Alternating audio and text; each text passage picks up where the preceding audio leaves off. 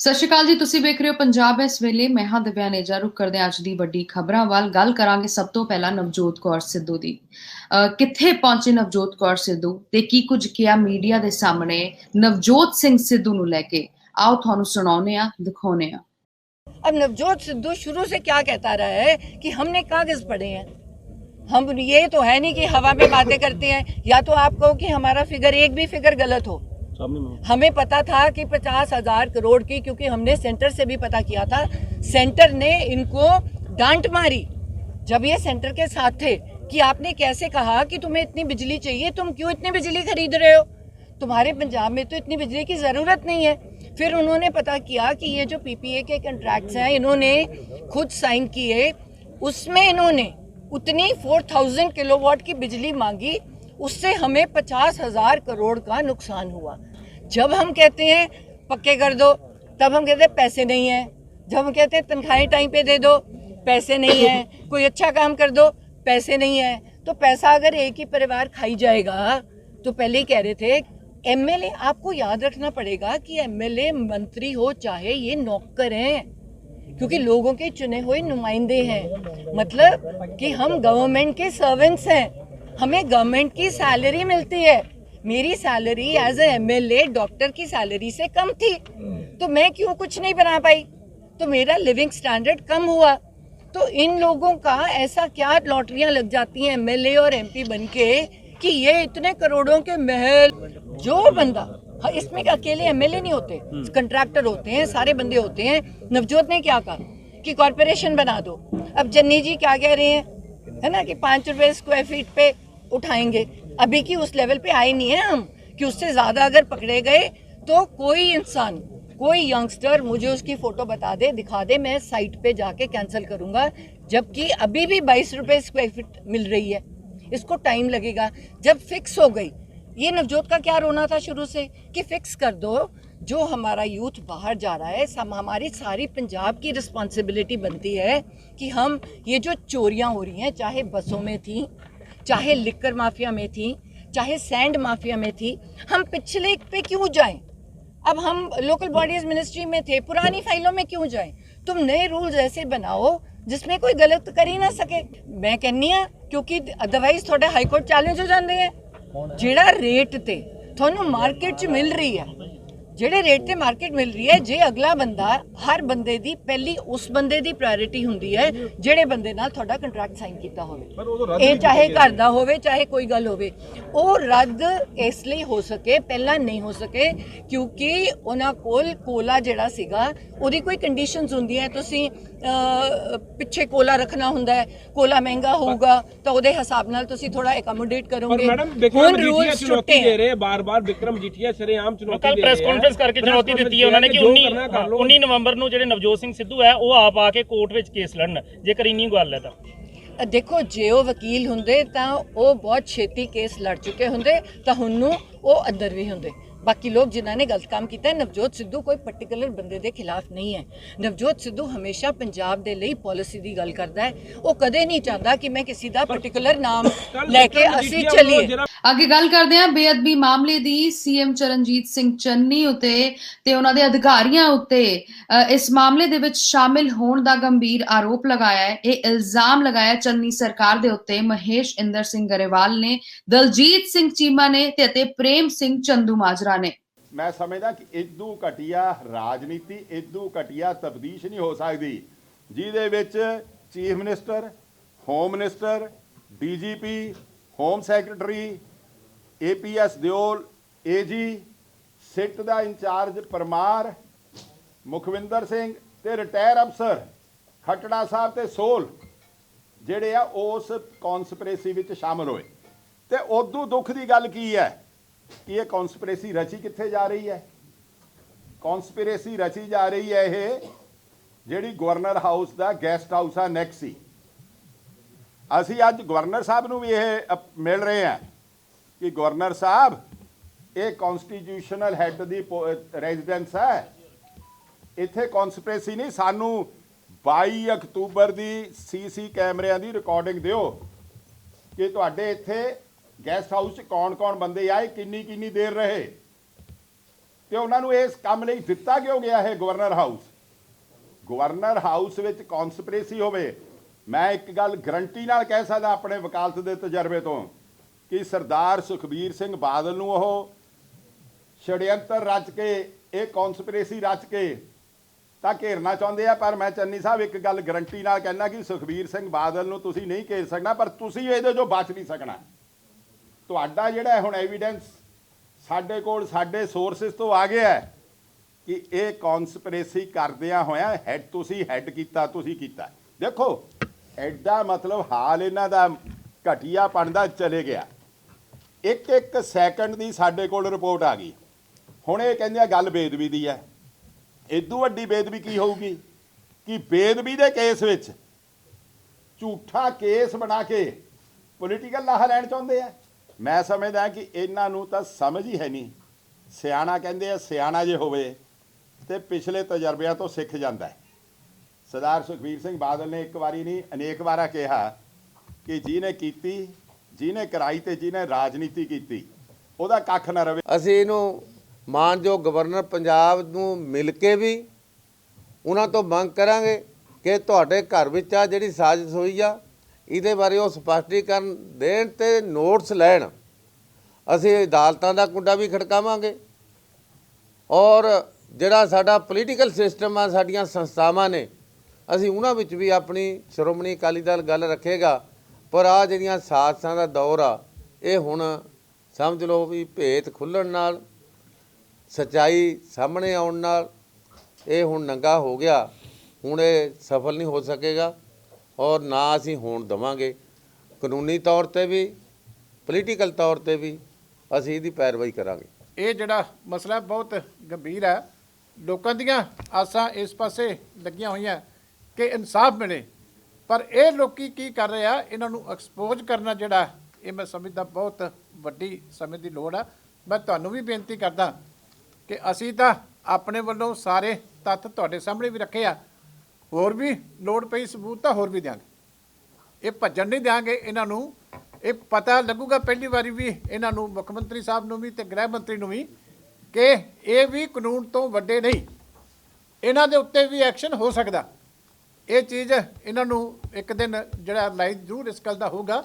ਲੇਕਿਨ ਮੈਂ ਤੁਹਾਨੂੰ ਵੀ ਬੇਨਤੀ ਕਰਦਾ ਕਿ ਇਹ ਤੱਥ, ਕਿਉਂਕਿ ਇਹ ਧਾਰਮਿਕ ਮਸਲਾ ਆ, ਉਹਦੇ ਉੱਤੇ ਇੰਨੀ ਗੰਦੀ ਰਾਜਨੀਤੀ ਹੋਈ ਆ। ਪਹਿਲਾਂ ਜੱਜ ਸਾਹਿਬ ਨੇ ਬੜਾ ਵੱਡਾ ਰੋਲ ਪਲੇ ਕੀਤਾ, ਇਹ ਸਾਰੀ ਕੌਨਸਪੀਰੇਸੀ ਨੂੰ ਜਿਹੜਾ ਐਕਸਪੋਜ਼ ਕੀਤਾ ਆਪਣੀ ਜੱਜਮੈਂਟ ਦੇ ਵਿੱਚ। ਔਰ ਹੁਣ ਮੈਂ ਮੀਡੀਆ ਨੂੰ ਵੀ ਬੇਨਤੀ ਕਰਦਾ ਕਿ ਤੁਹਾਨੂੰ ਵੀ ਇਹ ਸਾਰੇ ਜਿਹੜੇ ਲੋਕਾਂ ਤੱਕ ਪਹੁੰਚਾਉਣ ਦੇ ਵਿੱਚ ਸਹੀ ਤੱਥ ਤੁਹਾਨੂੰ ਆਪ ਵੀ ਖੋਜ ਕਰਨੀ ਚਾਹੀਦੀ, ਕਿਉਂਕਿ ਅਸੀਂ ਟਾਈਮ ਵੀ ਦੇ ਦਿੱਤਾ, ਡੇਟ ਵੀ ਦੇ ਦਿੱਤੀ, ਜਗ੍ਹਾ ਵੀ ਦੇ ਦਿੱਤੀ। ਇਸ ਕਰਕੇ ਤੁਹਾਡੇ ਕੋਲ ਵੀ ਬੜੇ ਸਾਧਨ ਨੇ, ਤੁਸੀਂ ਇਹ ਸਾਰੀ ਇਨਫੋਰਮੇਸ਼ਨ ਨੂੰ ਵੈਰੀਫਾਈ ਕਰੋ। ਕੱਲਾ ਜਿਹੜਾ ਹੈਗਾ ਅਸੀਂ ਨਾਲ ਤੁਹਾਨੂੰ ਉੱਥੇ ਕੀ ਹੋਇਆ ਉਹ ਵੀ ਦੱਸਦਾ। ਇਸ ਤੋਂ ਵੱਧ ਕਿਸੇ ਮੀਟਿੰਗ ਦੀ ਇਨਫੋਰਮੇਸ਼ਨ ਜਿਹੜੀ ਆ ਉਹ ਕੀ ਹੋ ਸਕਦੀ ਆ? ਇਹ ਤਾਂ ਕੁਦਰਤੀ ਬਖਸ਼ਿਸ਼ ਕਰ ਰਹੀ ਆ ਕਿ ਕੋਈ ਨਾ ਕੋਈ ਵਿੱਚ ਜਿਹੜਾ ਇਹੋ ਜਿਹਾ ਆ ਜਾਂਦਾ ਕਿ ਜਿਹੜਾ ਸੱਚਾਈ ਦੇ ਉੱਤੇ ਫਿਰ ਵੀ ਪਹਿਰਾ ਦੇ ਦਿੰਦਾ। ਇਸ ਕਰਕੇ ਮੈਂ ਤੁਹਾਨੂੰ ਵੀ ਬੇਨਤੀ ਕਰਦਾ ਕਿ ਇਹਦੇ ਪਾਸੇ ਤੁਸੀਂ ਜ਼ਰੂਰ ਧਿਆਨ ਦਿਓ। ਹੁਣ ਅੱਗੇ ਗੱਲ ਕਰਦੇ ਹਾਂ ਆਮ ਆਦਮੀ ਪਾਰਟੀ ਦੇ ਉਮੀਦਵਾਰਾਂ ਦੀ, ਜਿਸ ਦੇ ਉੱਤੇ ਕਾਫੀ ਸਮੇਂ ਤੋਂ ਸਭ ਦੀ ਨਜ਼ਰ ਟਿਕੀ ਹੋਈ ਸੀਗੀ। ਆਖਿਰਕਾਰ ਪਹਿਲੀ ਲਿਸਟ ਜਾਰੀ ਕਰ ਦਿੱਤੀ ਗਈ ਹੈ। ਪਾਰਟੀ ਵੱਲੋਂ 10 ਉਮੀਦਵਾਰਾਂ ਦੀ ਸੂਚੀ ਜਾਰੀ ਕੀਤੀ ਗਈ ਹੈ। ਇੱਕ ਇੱਕ ਕਰਕੇ ਉਹਨਾਂ 10 ਉਮੀਦਵਾਰਾਂ ਦੇ ਵੀ ਨਾਮ ਤੁਹਾਨੂੰ ਦੱਸਾਂਗੇ, ਲੇਕਿਨ ਇਸ ਤੋਂ ਪਹਿਲਾਂ ਸ਼੍ਰੋਮਣੀ ਅਕਾਲੀ ਦਲ ਆਪਣੇ ਕਈ ਉਮੀਦਵਾਰ ਐਲਾਨ ਚੁੱਕੀ ਹੈ, ਜਿੱਥੇ ਦੂਜੇ ਪਾਸੇ ਕਾਂਗਰਸ ਨੇ ਅਜੇ ਤੱਕ ਆਪਣਾ ਕੋਈ ਵੀ ਉਮੀਦਵਾਰ ਨਹੀਂ ਐਲਾਨਿਆ। ਇਸ ਸੂਚੀ ਦੇ ਵਿੱਚ ਜਿਨ੍ਹਾਂ ਦੇ ਨਾਮ ਸ਼ਾਮਲ ਸਨ ਉਹਨਾਂ ਬਾਰੇ ਵੀ ਤੁਹਾਨੂੰ ਜ਼ਰੂਰ ਦੱਸ ਦਿੰਨੇ ਆ। ਜਿਹੜੇ ਉਮੀਦਵਾਰ ਨੇ ਉਹਨਾਂ ਬਾਰੇ ਵੀ ਤੁਹਾਨੂੰ ਜ਼ਰੂਰ ਦੱਸ ਦਿੰਨੇ ਆ। ਬੁਢਲਾਡਾ ਤੋਂ ਪ੍ਰਿੰਸੀਪਲ ਬੁੱਧਰਾਮ, ਤਲਵੰਡੀ ਸਾਬੋ ਤੋਂ ਬਲਜਿੰਦਰ ਕੌਰ, ਸੁਨਾਮ ਤੋਂ ਅਮਨ ਅਰੋੜਾ, ਕੋਟਕਪੂਰਾ ਤੋਂ ਕੁਲਤਾਰ ਸਿੰਘ, ਬਰਨਾਲਾ ਤੋਂ ਗੁਰਮੀਤ ਸਿੰਘ, ਗੜਸ਼ੰਕਰ ਤੋਂ ਕ੍ਰਿਸ਼ਨ ਰੋੜੀ ਨੂੰ ਉਮੀਦਵਾਰ ਬਣਾਇਆ ਗਿਆ ਹੈ। ਇਸ ਦੇ ਨਾਲ ਹੋਰ ਵੀ ਕਈ ਨਾਮ ਸ਼ਾਮਲ ਸਨ, ਲੇਕਿਨ ਆਖਿਰਕਾਰ ਕੜਾ ਇਹ ਡਿਸੀਜਨ ਰਿਹਾ, ਇਹ ਜਿਹੜੀ ਉਮੀਦਵਾਰਾਂ ਦੀ ਲਿਸਟ ਦੇ ਉੱਤੇ ਡਿਸਾਈਡ ਕਰਨਾ ਪਿਆ ਆਮ ਆਦਮੀ ਪਾਰਟੀ ਨੂੰ। ਆਖਿਰਕਾਰ ਜਿਹੜੇ ਨਤੀਜਿਆਂ ਤੇ ਉਹ ਪਹੁੰਚੀ ਹੈ ਉਹ ਇਹ 10 ਨਾਮ ਨੇ। ਅੱਜ ਆਮ ਆਦਮੀ ਪਾਰਟੀ ਲਈ ਬੜਾ ਭਾਗਾਂ ਵਾਲਾ ਦਿਨ ਆ, ਕਿਉਂਕਿ ਪੰਜਾਬ ਦੇ ਲੋਕਾਂ ਨੂੰ ਆਮ ਆਦਮੀ ਪਾਰਟੀ ਤੋਂ ਬੜੀਆਂ ਉਮੀਦਾਂ ਨੇ ਤੇ ਆਮ ਆਦਮੀ ਪਾਰਟੀ ਨੇ ਅੱਜ ਜਿਹੜੀ 2022 ਦੀਆਂ ਵਿਧਾਨ ਸਭਾ ਦੀਆਂ ਚੋਣਾਂ ਹੋਣ ਜਾ ਰਹੀਆਂ ਨੇ ਉਹਦੀ ਉਮੀਦਵਾਰਾਂ ਦੀ ਪਹਿਲੀ ਸੂਚੀ ਜਾਰੀ ਕਰ ਦਿੱਤੀ, ਜਿਹਦੇ ਵਿੱਚ ਪਹਿਲੀ ਸੂਚੀ ਦੇ ਵਿੱਚ 10 ਵਿਧਾਇਕ ਸ਼ਾਮਲ ਨੇ ਔਰ ਮੈਂ ਇੱਕ ਆਮ ਆਦਮੀ ਪਾਰਟੀ ਦਾ ਵਿਧਾਇਕ ਔਰ ਮੌਜੂਦਾ ਨਿਹਾਲ ਸਿੰਘ ਵਾਲਾ ਤੋਂ ਰਿਪੀਟ ਹੋਇਆ ਉਮੀਦਵਾਰ ਹੋਣ ਦੇ ਨਾਤੇ ਸਭ ਤੋਂ ਪਹਿਲਾਂ ਪਾਰਟੀ ਸੁਪਰੀਮੋ ਸ਼੍ਰੀ Arvind Kejriwal ji, party high command ਦਾ ਬਹੁਤ ਕੋਟ ਧੰਨਵਾਦ ਕਰਦਾ, ਜਿਹਦੇ ਵਿੱਚ ਭਗਵੰਤ ਮਾਨ ਜੀ, ਰਾਘਵ ਚੱਡਾ ਜੀ, ਸੰਦੀਪ ਪਾਠਕ ਜੀ, ਜਰਨੈਲ ਜੀ, LOP ਸਾਹਿਬ, ਮੈਂ ਸਾਰਿਆਂ ਦਾ ਕੋਟ ਧੰਨਵਾਦ ਕਰਦਾ। ਔਰ ਮੈਂ ਵਿਸ਼ਵਾਸ ਦਿਵਾਉਣਾ ਪਾਰਟੀ ਨੂੰ ਕਿ ਜਿਸ ਤਰ੍ਹਾਂ ਪਿਛਲੀ ਵਾਰ ਅਸੀਂ ਨਿਹਾਲ ਸਿੰਘ ਵਾਲਾ ਦੀ ਸੀਟ ਭਾਰੀ ਬਹੁਮਤ ਨਾਲ ਜਿੱਤੀ ਸੀ, ਹੁਣ ਵੀ ਅਸੀਂ ਆਪਦੀ ਜਿਹੜੀ ਜਿੱਤ ਉਹਨੂੰ ਇਸੇ ਤਰ੍ਹਾਂ ਹੀ ਦੁਹਰਾਵਾਂਗੇ। ਔਰ ਇਸ ਦੇ ਨਾਲ ਹੀ ਮੈਂ ਨਿਹਾਲ ਸਿੰਘ ਵਾਲਾ ਦੇ ਸਾਡੇ ਹਲਕੇ ਦੇ ਲੋਕਾਂ ਨੂੰ ਮੈਂ ਬੇਨਤੀ ਕਰਦਾ, ਅਪੀਲ ਕਰਦਾ ਕਿ ਜਿਸ ਤਰ੍ਹਾਂ ਉਹਨਾਂ ਨੇ ਪਹਿਲਾਂ ਸਾਥ ਦਿੱਤਾ ਇਸੇ ਤਰ੍ਹਾਂ ਹੀ ਹੁਣ ਸਾਥ ਦੇਣ, ਤਾਂ ਕਿ ਆਉਣ ਵਾਲੇ ਸਮੇਂ ਦੇ ਵਿੱਚ 22 ਦੇ ਵਿੱਚ ਜਦੋਂ ਆਮ ਆਦਮੀ ਪਾਰਟੀ ਦੀ ਸਰਕਾਰ ਬਣੂਗੀ, ਜਿਹੜੇ ਵਿਕਾਸ ਦੇ ਕੰਮ ਜਾਂ ਜਿਹੜੇ ਕਾਰਜ ਹੁਣ ਸਰਕਾਰ ਨਾ ਹੋਣ ਦੇ ਕਾਰਨ ਅਸੀਂ ਨਹੀਂ ਕਰ ਸਕੇ, ਉਹ ਅਸੀਂ ਆਉਣ ਵਾਲੇ ਸਮੇਂ ਦੇ ਵਿੱਚ ਪੂਰੇ ਕਰਾਂਗੇ। ਅੱਗੇ ਗੱਲ ਕਰਾਂਗੇ ਆਮ ਆਦਮੀ ਪਾਰਟੀ ਦੀ ਹੀ, ਜਿਨ੍ਹਾਂ ਵੱਲੋਂ ਉਮੀਦਵਾਰਾਂ ਦੀ ਪਹਿਲੀ ਲਿਸਟ ਜਾਰੀ ਕਰਨ ਤੋਂ ਬਾਅਦ ਲਗਾਤਾਰ ਪੋਲਿਟਿਕਸ ਦਾ ਜਿਹੜਾ ਬਾਜ਼ਾਰ ਹੈਗਾ ਇੱਕ ਵਾਰ ਫੇਰ ਗਰਮ ਹੋ ਗਿਆ ਹੈ। ਕਈ ਸਮਰਥਨ ਦੇ ਰਹੇ ਨੇ ਤਾਂ ਕਈ ਅਗੇਂਸਟ ਖੜੇ ਹੋਏ ਨੇ।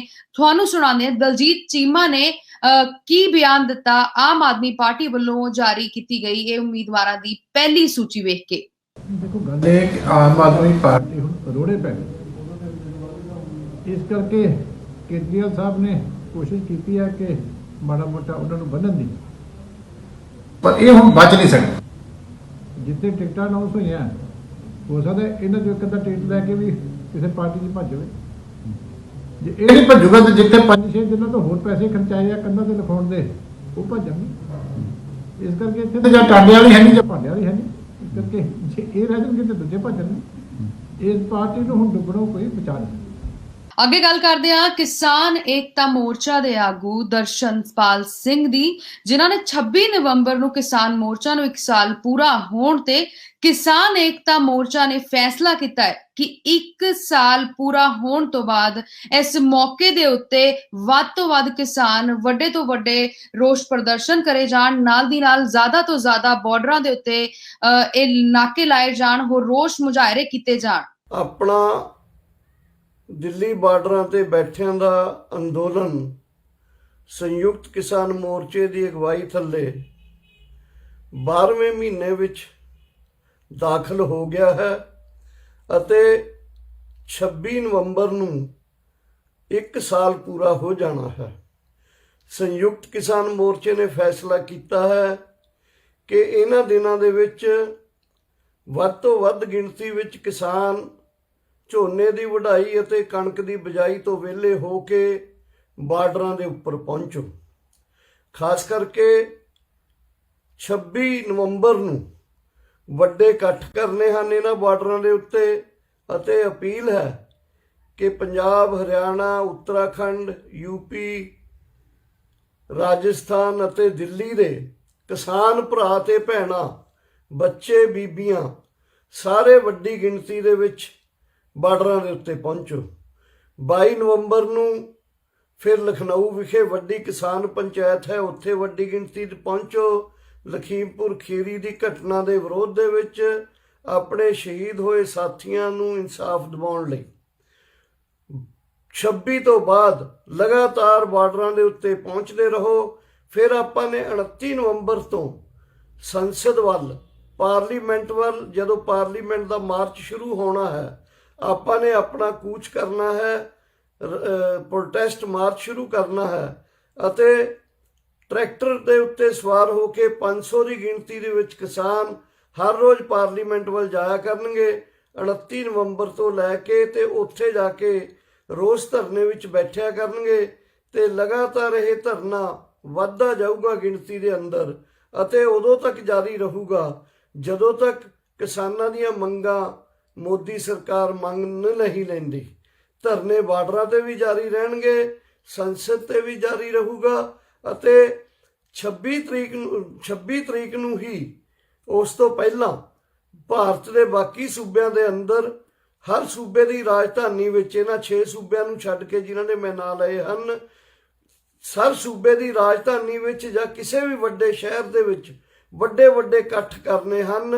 ਸੰਯੁਕਤ ਕਿਸਾਨ ਮੋਰਚੇ ਵੱਲੋਂ ਇਹ ਸੱਦਾ ਹੈ, ਇਹਨੂੰ ਗੱਜ ਵੱਜ ਕੇ ਲਾਗੂ ਕਰੋ। ਤੁਹਾਡਾ ਬਹੁਤ ਬਹੁਤ ਧੰਨਵਾਦ। ਤੇ ਆਓਗੇ ਗੱਲ ਕਰਦੇ ਹਾਂ ਡੀਏਪੀ ਖਾਦ ਮਾਮਲੇ ਦੀ, ਜਿਸ ਵਿੱਚ ਕਿਸਾਨਾਂ ਦਾ ਧਰਨਾ ਜਲਾਲਾਬਾਦ ਦੇ ਵਿੱਚ ਕੱਲ ਖੇਤੀਬਾੜੀ ਵਿਭਾਗ ਅਤੇ ਪੁਲਿਸ ਵਿਭਾਗ ਵੱਲੋਂ ਜੁਆਇੰਟ ਤੌਰ ਤੇ ਰੇਡ ਕੀਤੀ ਗਈ। ਇਸ ਦੌਰਾਨ ਡੀਏਪੀ ਖਾਦ ਅਤੇ ਯੂਰੀਆ ਖਾਦ ਭਾਰੀ ਮਾਤਰਾ ਦੇ ਵਿੱਚ ਬਰਾਮਦ ਕੀਤਾ ਗਿਆ। ਆਓ ਇਸ ਤੇ ਵੇਖਦੇ ਹਾਂ ਸਾਡੀ ਇੱਕ ਖਾਸ ਰਿਪੋਰਟ। ਤੇ ਕੱਲ ਜਦੋਂ ਸਾਡੇ ਐਗਰੀਕਲਚਰ ਡਿਪਾਰਟਮੈਂਟ ਔਰ ਸਾਡੀ ਜਿਹੜੀ ਕਿਸਾਨ ਕਮੇਟੀ ਸੀਗੀ, ਉਹਨਾਂ ਨੇ ਜਾ ਕੇ ਇਹਨਾਂ ਦੇ ਜਿਹੜੇ ਸਟੋਰ ਫੜਾਏ ਨੇ, ਉਹ ਸਟੋਰ ਇਹਨਾਂ ਦੇ ਬਰਾਮਦ ਹੋ ਗਏ ਨੇ, ਜਿੰਦੇ ਵਿੱਚ ਹਜ਼ਾਰਾਂ ਗੱਟੇ ਡੀਏਪੀ ਯੂਰੀਆ ਫੜੀ ਗਈ, ਬਰਾਮਦ ਹੋ ਗਈ ਹੈ। ਉਹਦੇ ਬਾਬਤ ਜਦੋਂ ਉਹਨਾਂ ਨੇ ਐਗਰੀਕਲਚਰ ਡਿਪਾਰਟਮੈਂਟ ਨੇ ਇਹਨਾਂ ਨੂੰ ਸਾਰਾ ਕੁਝ ਦੇ ਦਿੱਤਾ ਲਿਖਤੀ ਰੂਪ, ਤੇ ਪੁਲਿਸ ਪ੍ਰਸ਼ਾਸਨ ਨੇ ਰਾਤੀ ਕੁਤਾਹੀ ਕੀਤੀ ਹੈ ਵੀ ਰਾਤ ਹੁੰਦੀ ਐਫਆਰ ਨਹੀਂ ਕੱਟੀ ਗਈ। ਸਾਨੂੰ ਲਾਰਾ ਲਾਤਾਂ ਦੇ ਵੀ ਇਹ ਤਾਂ ਐਸਐਸਪੀ ਦਾ ਫੋਨ ਆ ਗਿਆ, ਸਾਡੇ ਉੱਤੇ ਪ੍ਰੈਸ਼ਰ ਬਣ ਗਿਆ। ਕਿਸਾਨ ਜਥੇਬੰਦੀਆਂ ਦੀ ਮੰਗ ਅਸੀਂ ਕੱਲ੍ਹ ਤੋਂ ਹੀ ਜਿਹੜਾ ਸਾਰੀ ਜਥੇਬੰਦੀਆਂ ਕਿਸਾਨ ਯੂਨੀਅਨ ਗਡਾਊਨਾਂ ਦੇ ਰੇਡ ਮਾਰੀ, ਉਹਨਾਂ ਨੂੰ ਇਸ ਧਰਨੇ 'ਚ ਪ੍ਰਸ਼ਾਸਨ ਨੂੰ ਬਿਠਾਉਣਾ ਹੀ ਨਹੀਂ ਚਾਹੀਦਾ ਸੀ। ਇਮੀਡੀਏਟ ਉਸ ਬੰਦੇ ਨੂੰ ਅਰੈਸਟ ਕਰਨਾ ਚਾਹੀਦਾ ਸੀ, ਅਰੈਸਟ ਕਰਕੇ ਇਹ ਬਿਹਾਈਂਡ ਬਾਰ ਕਰਨਾ ਚਾਹੀਦਾ ਸੀ, ਜੇਲ੍ਹ 'ਚ ਦੇਣਾ ਚਾਹੀਦਾ ਸੀ, ਤਾਂ ਕਿ ਸਾਨੂੰ ਇਹ ਕਿਸਾਨਾਂ ਨੂੰ ਇੰਨੀ ਤਕਲੀਫਾਂ ਦੇ ਵਿੱਚ ਨਾ ਬੈਠਣਾ ਪੈਂਦਾ। ਸਾਰੀ ਰਾਤ ਸਾਡੇ ਕਿਸਾਨ ਜਥੇਬੰਦੀਆਂ ਪੁਲਿਸ ਸਟੇਸ਼ਨ ਦੇ ਬਾਹਰ ਬੈਠੇ ਰਹੀਆਂ, ਜਿਹੜੀ ਕਿ ਬਹੁਤ ਹੀ ਗਲਤ ਹੈ। ਔਰ ਇਸ ਬੰਦੇ ਦੀ ਜਿਵੇਂ ਕੱਲ੍ਹ ਤੋਂ ਹੀ ਮੈਂ ਮੰਗ ਕਰ ਰਿਹਾ, ਇਹ ਬੰਦੇ ਦੀ ਸੀਆਈ ਸਟਾਫ ਇੰਟਰੋਗੇਸ਼ਨ ਹੋਣੀ ਚਾਹੀਦੀ ਹੈ। ਆਮ ਆਦਮੀ ਪਾਰਟੀ ਆਗੂ ਹਰਪਾਲ ਸਿੰਘ ਚੀਮਾ ਨੇ ਚਰਨਜੀਤ ਸਿੰਘ ਚੰਨੀ ਤੇ ਲਾਏ ਗੰਭੀਰ ਇਲਜ਼ਾਮ। ਉਹਨਾਂ ਨੇ ਕਿਹਾ ਕਿ ਮੁੱਖ ਮੰਤਰੀ ਨੇ ਚਰਨਜੀਤ ਸਿੰਘ ਚੰਨੀ ਨੇ ਇਹ ਵਾਅਦਾ ਕੀਤਾ ਸੀਗਾ ਕਿ ਵਿਧਾਨ ਸਭਾ ਸੈਸ਼ਨ ਇਸ ਵਾਰੀ ਲਾਈਵ ਹੋਵੇਗਾ, ਪਰ ਅਜਿਹਾ ਕੁਝ ਵੀ ਨਹੀਂ ਹੋ ਰਿਹਾ ਅਤੇ ਨਾਲ ਹੀ ਉਹਨਾਂ ਨੇ ਬਿਜਲੀ ਦੇ ਮਸਲੇ ਉੱਤੇ ਵੀ ਚੰਨੀ ਸਰਕਾਰ ਨੂੰ ਘੇਰਿਆ। ਆਓ ਵਿਖਾਉਂਦੇ ਹਾਂ। ਜਿਹੜੀ ਆਲ ਪਾਰਟੀ ਮੀਟਿੰਗ ਹੋਈ ਸੀ, ਜਿਹੜੀ ਸਰਬ ਪਾਰਟੀ ਮੀਟਿੰਗ ਹੋਈ ਸੀ, ਉਸ ਮੀਟਿੰਗ ਦੇ ਵਿੱਚ ਮਾਨਯੋਗ ਪੰਜਾਬ ਦੇ ਮੁੱਖ ਮੰਤਰੀ ਚੰਨੀ ਸਾਹਿਬ ਨੇ ਇਹ ਵਾਅਦਾ ਕੀਤਾ ਸੀਗਾ ਮੀਟਿੰਗ ਦੇ ਵਿੱਚ ਸਾਰੀਆਂ ਰਾਜਨੀਤਿਕ ਪਾਰਟੀਆਂ ਦੇ ਨਾਲ, ਜਿਹੜੀਆਂ ਮੈਂ ਸਮਝਦਾ ਵਿਧਾਨ ਸਭਾ ਦਾ ਹਿੱਸਾ ਵੀ ਹੈ ਨਹੀਂ, ਉਹ ਸਾਰੀਆਂ ਪਾਰਟੀਆਂ ਦੇ ਨਾਲ ਜਿਹੜੀਆਂ ਵਿਧਾਨ ਸਭਾ ਦੇ ਵਿੱਚ ਨੇ, ਉਹਨਾਂ ਦੇ ਨਾਲ ਇੱਕ ਵਾਅਦਾ ਕੀਤਾ ਸੀਗਾ ਕਿ ਵਿਧਾਨ ਸਭਾ ਦਾ ਸੈਸ਼ਨ ਜਿਹੜਾਗਾ ਉਹ ਲਾਈਵ ਹੋਊਗਾ, ਸਾਰੀਆਂ ਜਿੰਨਾ ਵੀ ਮੀਡੀਆ ਗਾ ਉਹ ਅਲਾਓ ਹੋਊਗਾ ਔਰ ਪੰਜਾਬ ਦੇ ਲੋਕਾਂ ਨੂੰ ਉਹਦਾ ਸਿੱਧਾ ਪ੍ਰਸਾਰਣ ਹੋਊਗਾ। ਪਰ ਲੇਕਿਨ ਤੁਹਾਨੂੰ ਸਾਰਿਆਂ ਨੂੰ ਪਤਾਗਾ ਕਿ ਤੁਹਾਡੇ ਇਸ ਅਧਿਕਾਰ ਦੇ ਉੱਤੇ ਪੰਜਾਬ ਸਰਕਾਰ ਨੇ ਡਾਕਾ ਮਾਰਿਆ ਔਰ ਸਰਕਾਰ ਨੇ ਕੀਤਾ ਸਿਰਫ ਤੇ ਸਿਰਫ ਸਰਕਾਰੀ ਕੈਮਰੇ ਅਲਾਓ ਕੀਤੇ, ਜਿਨ੍ਹਾਂ ਦੇ ਰਾਹੀਂ ਸਿਰਫ ਤੇ ਸਿਰਫ ਕੀ ਹੋਇਆ, ਮਾਨਯੋਗ ਸੀਐਮ ਸਾਹਿਬ ਦਾ ਭਾਸ਼ਣ ਹੀ ਦਿਖਾਇਆ ਗਿਆ।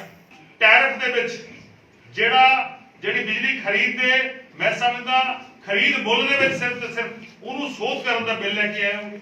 ਇਹ ਪੰਜਾਬ ਦੇ ਲੋਕਾਂ ਦਾ ਬਹੁਤ ਕੋਝਾ ਮਜ਼ਾਕ ਹੈਗਾ।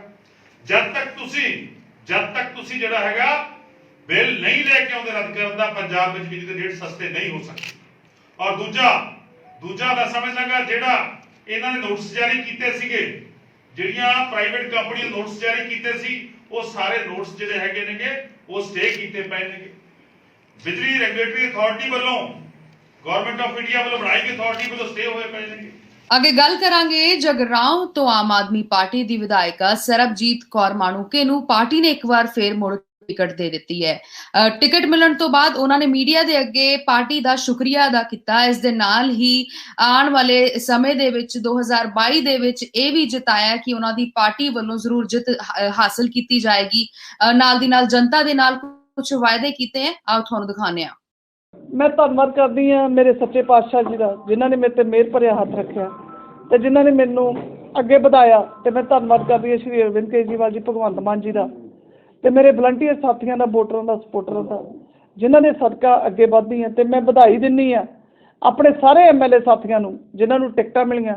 ਅੱਜ ਮੈਂ ਇੱਕ ਗੱਲ ਹੋਰ ਕਹਿਣਾ ਚਾਹੂੰਗੀ, ਆਓ ਇਕੱਠੇ ਹੋ ਕੇ ਐਡੀ ਹੰਬਲੇ ਮਾਰੀਏ, ਐਡੇ ਹਿੰਮਤ ਮਾਰੀਏ ਕਿ ਪੰਜਾਬ ਨੂੰ ਲੰਗੜਾ ਪੰਜਾਬ ਬਣਾਉਣ ਤੋਂ ਬਚਾਈਏ। ਮੈਡਮ ਅੱਜ ਚੁਣੌਤੀ ਕਿੱਦਾਂ ਦੀ ਰਹੇਗੀ ਤੁਹਾਡੀ ਇਸ ਵਾਰ ਜਗਰਾਉਂ ਦੇ ਵਿੱਚ, ਕਿਹੜੇ ਮੁੱਦੇ ਲੈ ਕੇ ਜਾਓਗੇ? ਦੇਖੋ ਜੀ, ਮੁੱਦਾ ਤਾਂ ਪੰਜਾਬ ਦੇ ਵਿੱਚ ਭ੍ਰਿਸ਼ਟਾਚਾਰ ਤੇ ਮਾਫੀਆ ਦਾ, ਉਹਦੇ ਨਾਲ ਲੜਾਈ ਰਹੇਗੀ ਸਾਡੀ ਕਿਸੇ ਬੰਦੇ ਨਾਲ ਚੁਣੌਤੀ ਨਹੀਂ। ਮਾਣੂਕੇ ਦੀ ਕਦੇ ਵੀ ਕਿਸੇ ਪਰਸਨ ਨਾਲ ਚੁਣੌਤੀ ਨਹੀਂ ਹੁੰਦੀ, ਕਿਉਂਕਿ ਸਾਡੇ ਬਜ਼ੁਰਗਾਂ ਨੇ ਸਿਖਾਇਆ ਆਦਮੀ ਜੇ ਆਦਮੀ ਨਾਲ ਲੜਿਆ ਤਾਂ ਕੀ ਲੜਿਆ।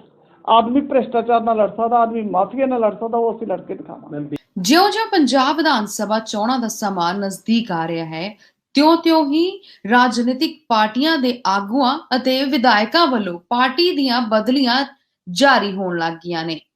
ਤੁਹਾਨੂੰ ਦੱਸ ਦਈਏ ਕਿ ਕੁਝ ਪਾਰਟੀਆਂ ਦੇ ਵਿੱਚ ਚਿਹਰੇ ਬਦਲੇ ਜਾ ਰਹੇ ਨੇ, ਕੁਝ ਪਾਰਟੀਆਂ ਦੇ ਪਲਾਨਸ ਬਦਲੇ ਜਾ ਰਹੇ ਨੇ ਤੇ ਪਾਰਟੀਆਂ ਦਾ ਪ੍ਰਚਾਰ ਲਗਾਤਾਰ ਵੱਧ ਚੜ ਕੇ ਕੀਤਾ ਜਾ ਰਿਹਾ ਹੈ। ਇਸ ਦੇ ਨਾਲ ਆਓ ਤੁਹਾਨੂੰ ਵਿਖਾਉਂਦੇ ਹਾਂ ਜੁੜੀ ਸਾਡੀ ਇੱਕ ਖਾਸ ਰਿਪੋਰਟ। ਇਹ ਤਾਂ ਲੋਕਾਂ ਤੇ ਡਿਪੈਂਡ ਕਰਦਾ ਜੀ। ਸੋ ਇਸ ਕਰਕੇ ਆਮ ਆਦਮੀ ਪਾਰਟੀ ਬਾਰੇ ਆਮ ਆਦਮੀ ਪਾਰਟੀ ਦੇ ਜਿਹੜੇ ਕੰਮ ਹੈ ਉਹ ਪੰਜਾਬ ਦੇ ਸਾਰੇ ਲੋਕ ਦੇਖ ਆਏ ਆ ਜਾ ਕੇ। ਦਿੱਲੀ ਦੇ ਖਾਸ ਕਰਕੇ ਜਿਹੜੇ ਬਾਰਡਰ ਤੇ ਸਾਡੇ ਬਜ਼ੁਰਗ ਬੈਠੇ ਆ, ਜਿਹੜੇ 3 ਕਾਲੇ ਕਾਨੂੰਨਾਂ ਦੀ ਲੜਾਈ ਲੜ ਰਹੇ ਆ, MSP ਦੀ ਲੜਾਈ ਲੜ ਰਹੇ ਆ, ਉਹ ਸਾਰੇ ਉੱਥੇ ਜਾ ਕੇ ਦੇਖ ਆਏ ਆ ਵੀ ਕੰਮ ਕੀਤਾ ਤਾਂ ਇਕੱਲੀ ਆਮ ਆਦਮੀ ਪਾਰਟੀ ਨੇ ਕੀਤਾ, ਦੂਜਿਆਂ ਨੇ ਤਾਂ ਲੁੱਟਿਆ ਹੀ ਆ। ਸੋ ਇਸ ਕਰਕੇ ਆਮ ਆਦਮੀ ਪਾਰਟੀ ਦੇ ਪ੍ਰੋਸਪੈਕਟਸ ਵੱਧ ਗਏ। ਜਿਹੜੀਆਂ ਦੂਜੀਆਂ ਪਾਰਟੀਆਂ 'ਚੋਂ ਕੁਝ ਲੋਕ ਆਮ ਆਦਮੀ ਪਾਰਟੀ 'ਚ ਵੀ ਸ਼ਾਮਲ ਹੋਏ ਨੇ, ਜਿਵੇਂ ਪਿਛਲੇ ਦਿਨ ਰਮਨ ਬਹਿਲ ਜੀ, ਕਿ ਉਹਨਾਂ ਨੂੰ ਵੀ ਆਪਾਂ ਮਤਲਬ ਆਮ ਆਦਮੀ ਉਹ ਮੰਨਦੇ ਆ। ਉਹ ਤਾਂ ਇੱਕ ਰਾਜਨੀਤਿਕ ਪਾਰਟੀ ਦਾ ਲੰਬਾ ਜੀਵਨ ਆ ਉਹਨਾਂ ਦਾ, ਫਿਰ ਉਹ ਆਮ ਆਦਮੀ ਕਿਵੇਂ ਹੋ ਗਏ? ਦੇਖੋ ਜੀ, ਉਹਨਾਂ ਤਜਰਬੇ ਦਾ ਫਾਇਦਾ ਲਵਾਂਗੇ, ਲੇਕਿਨ ਹੋਏਗਾ ਉਵੇਂ ਨੀਤੀਆਂ ਉਹ ਹੋਣਗੀਆਂ ਜਿਹੜੀਆਂ ਸਾਡੇ ਲੀਡਰ ਚਾਹਣਗੇ, ਅਰਵਿੰਦ ਕੇਜਰੀਵਾਲ ਜੀ ਚਾਹਣਗੇ। ਤੁਸੀਂ ਵੀ ਲੋਕਤੰਤਰ ਦਾ ਇੱਕ ਥੰਮ ਆ, ਅਸੀਂ ਵੀ ਲੋਕਤੰਤਰ ਦਾ ਇੱਕ ਥੰਮ ਆ। ਇਸ ਕਰਕੇ ਤੁਸੀਂ ਸਾਨੂੰ ਇਸ ਤਰ੍ਹਾਂ ਨਹੀਂ ਵੇਖ ਸਕਦੇ। ਦੇਖੋ, ਜਿਹੜੇ ਬੰਦੇ ਨੇ ਸੇਵਾ ਕਰਨੀ ਆ, ਕੋਈ ਪਾਰਟੀ ਮਾੜੀ ਹੋ ਜਾਂਦਾ, ਮਤਲਬ ਉੱਥੇ ਉਹ ਨਹੀਂ ਕੰਮ ਕਰਨਾ ਚਾਹੁੰਦੇ, ਹੋਰ ਕਿਤੇ ਦਾ। ਇਹਦਾ ਮਤਲਬ ਇਹ ਹੋਇਆ ਵੀ ਬਾਕੀ ਪਾਰਟੀਆਂ ਤੇ ਆਮ ਆਦਮੀ ਪਾਰਟੀ ਇੱਕੋ ਹੀ ਗੱਲ ਆ, ਫਰਕ ਨਹੀਂ ਪੈਂਦਾ। ਨਹੀਂ ਤੁਸੀਂ ਗੱਲ ਨੂੰ ਬਦਲ ਰਹੇ ਹੋ। ਬਿਲਕੁਲ ਨਹੀਂ। ਕੀ ਗਿੱਲ ਸਾਹਿਬ ਦੱਸਿਆ ਸੀ? ਅੱਛਾ, ਤੁਸੀਂ ਕੀ ਸਵਾਲ ਕੀਤਾ ਸੀਗਾ ਜੀ? ਮੈਂ ਇਹ ਕਹਿ ਰਿਹਾ ਸੀ ਵੀ ਜਿਹੜਾ ਅੱਜ ਦਾ ਆਪਣੇ MLA ਜਗਤਾਰ ਸਿੰਘ ਜਸਵਾਲ ਦੇ ਘਰ ਦਾ ਦੌਰਾ ਹੈਗਾ, ਇਹਨੂੰ ਕੀ ਦੇਖਿਆ ਜਾਵੇ? ਕੀ ਕਿਤੇ ਅਸੀਂ ਤਾਂ ਨਹੀਂ ਸ਼ੁਰੂ ਹੋ ਗਈ? ਨਹੀਂ, ਅਸੀਂ ਕਿਉਂਕਿ ਜੱਗਾ ਜੀ ਨੇ ਸਾਡੇ ਨਾਲ ਬੜਾ ਲੰਬਾ ਸਮਾਂ ਕੰਮ ਕੀਤਾ, ਅਸੀਂ ਚਾਹੁੰਦੇ ਸੀ ਕਿ ਵੀ ਜੇ ਵਾਪਸੀ ਹੋ ਜਾਏ ਤਾਂ ਚੰਗੀ ਗੱਲ ਆ, ਤੇ ਬਾਕੀ ਅਸੀਂ ਗੱਲ ਕਰਾਂਗੇ ਜਿਵੇਂ ਉਹਨਾਂ ਦਾ ਫੈਸਲਾ ਹੋ, ਜਿਵੇਂ ਉਹਨਾਂ ਦਾ ਮਨ ਹੋ, ਅਸੀਂ ਉਹਨਾਂ ਨਾਲ ਐਗਰੀ ਹੋ ਜਾਵਾਂਗੇ। ਅੱਗੇ ਗੱਲ ਕਰਾਂਗੇ ਬੀਜੇਪੀ ਦੇ ਇੱਕ ਇਦਾਂ ਦੇ ਲੀਡਰ ਦੀ ਜਿਨ੍ਹਾਂ ਵੱਲੋਂ ਇੱਕ ਬਿਆਨ ਜਾਰੀ ਕੀਤਾ ਗਿਆ ਹੈ। ਬਿਆਨ ਜਾਰੀ ਕਰਦੇ ਉਹਨਾਂ ਨੇ ਆਪਣੇ ਸ਼ਬਦਾਂ ਦਾ ਵੀ ਖਿਆਲ ਨਹੀਂ ਰੱਖਿਆ, ਨਾਲ ਦੀ ਨਾਲ ਇਹ ਤੱਕ ਕਹਿ ਦਿੱਤਾ ਕਿ ਸਿੱਧੂ ਸਾਹਿਬ ਲਾਫਟਰ ਤੋਂ ਬਾਹਰ ਨਹੀਂ ਆ ਪਾ ਰਹੇ ਨੇ। HS ਗਰੇਵਾਲ ਵੱਲੋਂ ਬਿਆਨ ਜਾਰੀ ਕੀਤਾ ਗਿਆ। ਹੋਰ ਕੀ ਕੁਝ ਕਿਹਾ ਗਿਆ ਵਿਧਾਨ ਸਭਾ ਦੇ ਵਿੱਚ ਹੰਗਾਮਾ ਕਰਦੇ ਹੋਏ ਇਸ ਬਿਆਨ ਦੇ ਵਿੱਚ, ਆਓ ਤੁਹਾਨੂੰ ਵਿਖਾਉਂਦੇ ਹਾਂ। ਦੇਖੋ, ਸਾਡੇ ਸਾਰੇ ਅਧਿਕਾਰੀਆਂ ਨਾਲ ਜਿਹੜੇ ਪੰਜਾਬ ਦੇ ਨਾਲ ਸੰਬੰਧ ਰੱਖਦੇ ਆ, ਜਿਹੜੇ ਪੰਜਾਬ ਦੇ ਮਸਲੇ ਨੂੰ ਦੇਖਦੇ, ਉਹਨਾਂ ਸਾਰਿਆਂ ਨਾਲ ਗੱਲ ਹੋ ਰਹੀ ਹੈ। ਔਰ ਪੰਜਾਬ 'ਚ ਸਾਡਾ ਕਾਫੀ ਜਿਹੜਾ ਹੈਗਾ BJP ਦੀ ਸਥਿਤੀ 'ਚ ਸੁਧਾਰ ਹੋ ਰਿਹਾ, ਔਰ ਸਮਾਂ ਐਸਾ ਹੈਗਾ ਕਿ ਰਿਜ਼ਲਟ ਨਤੀਜੇ ਕੁਝ ਵੀ ਹੋ ਸਕਦੇ ਆ, ਔਰ ਸਾਨੂੰ 90% ਉਮੀਦ ਹੈ ਕਿ ਸਾਡੇ ਫੇਵਰ 'ਚ ਜਾਣਗੇ ਔਰ जनता ਜਿਹੜੀ ਹੈ ਉਹ ਸਾਨੂੰ स्वीकार करेगी। लेकिन सर, कल विधानसभा में जिस तरीके की तस्वीरें देखने को मिली, कई बार झड़प भी देखने को मिली है, कैसे देख रहे हैं आप इसको? विधान सभा तो टाइम खराब कर रहे हैं, लोगों का पैसा भी खराब कर रहे हैं। विधान सभा उस लिए समर्थ ही नहीं है कि वो कानून रद्द कर सके, जिदा BSF का मसला 1968 का एक्ट है, ਕੇਂਦਰ ਉਹਦੇ ਲਈ ਸਮਰੱਥ ਹੈਗਾ ਕਾਨੂੰਨ ਉਹਦਾ ਆਧਾਰ ਦਾਇਰਾ ਵਧਾਉਣ ਲਈ ਵੀ ਤੇ ਘਟਾਉਣ ਲਈ ਵੀ, ਤੇ ਉਹਦੇ 'ਚੋਂ ਕਿੱਦਾਂ ਵਾਇਲੇਸ਼ਨ ਹੋ ਗਈ ਕੰਸਟੀਟਿਊਸ਼ਨ ਦੀ, ਉਹ ਨਾ ਤਾਂ ਅਧਿਐਨ ਕਰਦੇ ਆ, ਜੇ ਜਾਣਦੇ ਆ ਤਾਂ ਜਾਣਬੁੱਝ ਕੇ ਲੋਕਾਂ ਨੂੰ ਧੋਖਾ ਦੇਣਾ ਚਾਹੁੰਦੇ ਆ, ਔਰ ਟਾਈਮ ਵੇਸਟੇਜ ਆਫ ਐਨਰਜੀ। ਮੈਂ ਸਮਝਦਾ ਇਹ ਚੰਨੀ ਤਾਂ ਬਿਲਕੁਲ ਹੀ ਮੈਚਿਓਰ ਨੇ ਜਿਹੜੇ ਸਾਡੇ ਮੁੱਖ ਮੰਤਰੀ ਨੇ, ਇਹਨਾਂ ਨੂੰ ਕੋਈ ਗੰਭੀਰ ਹੋਣਾ ਚਾਹੀਦਾ ਉਹਦੇ 'ਤੇ, ਔਰ ਸੁਰੱਖਿਆ ਦੇ ਮਸਲੇ 'ਤੇ ਖਿਲਵਾੜ ਨਹੀਂ ਕਰਨਾ ਚਾਹੀਦਾ। ਦੂਸਰਾ ਜਿਹੜਾ ਬੈਠ ਕੇ ਉੱਥੇ ਨਿੰਦਾ ਕਰ ਰਹੇ ਆ ED ਦੀ, ਔਰ ਬਈ ਖਹਿਰਾ ਸਾਹਿਬ 'ਤੇ ਜੇ ਕਾਰਵਾਈ ਕੀਤੀ ਗਈ ਆ ਤਾਂ ਉਹ ਬਕਾਇਦਾ ਜਾਂਚ ਹੋਈ ਆ, ਜਾਂਚ ਤੋਂ ਬਾਅਦ ਕਾਰਵਾਈ ਹੋਈ ਆ, ਕੋਈ ਇਸ ਤਰ੍ਹਾਂ ਤਾਂ ਕਾਰਵਾਈ ਹੋਈ ਨਹੀਂ ਕਿ ਇੱਕ ਤਰਫਾ ਕਾਰਵਾਈ ਹੋ ਗਈ ਆ। ਉਹਦੇ 'ਚ ਉਹਨੇ ਕੇਜਰੀਵਾਲ ਉਹਨਾਂ ਦੇ ਸਾਰਿਆਂ ਦੇ ਲਈ ਕਿਹਾ ਕਿ ਮੈਂ ਇਹਨਾਂ ਲਈ ਪੈਸਾ ਲੈਣ ਵਾਸਤੇ ਗਿਆ ਸੀ, ਫੰਡ ਕਲੈਕਸ਼ਨ ਕਰਨ। ਜੇ ਗਿਆ ਸੀ ਤਾਂ ਉਹ ਜਵਾਬ ਦੇਣ, ਤੇ ਖਹਿਰਾ ਸਾਹਿਬ ਜਵਾਬ ਦੇਣ। ਅਦਾਲਤਾਂ 'ਤੇ ਯਕੀਨ ਹੋਣਾ ਚਾਹੀਦਾ ਜੇ ED ਕੁਝ ਗਲਤ ਕਰ ਰਿਹਾ, ਤੇ ਇਸ ਕਰਕੇ ਬਰਾਬਰ ਜਾਂਚ ਕਰਕੇ ਫਿਰ ਇਹ ਕਾਰਵਾਈ ਹੋਈ ਹੈ, ਔਰ ਖਹਿਰਾ ਸਾਹਿਬ ਜਿਹੜੇ ਆ ਉਹ ਬਿਨਾਂ ਗੱਲਬਾਤ ਤੋਂ ਡੌਜ ਕਰਨ ਦੀ ਕੋਸ਼ਿਸ਼ ਕਰ ਰਹੇ ਆ। ਤੇ ਫਿਲਹਾਲ ਪੰਜਾਬ ਇਸ ਵੇਲੇ ਦੇ ਵਿੱਚ ਇੰਨਾ ਹੀ। ਦਵ ਇਜਾਜ਼ਤ, ਫੇਰ ਹਾਜ਼ਰ ਹੋਵਾਂਗੇ ਕੁਝ ਨਵੀਆਂ ਖਬਰਾਂ ਦੇ ਨਾਲ। ਸਤਿ ਸ਼੍ਰੀ ਅਕਾਲ।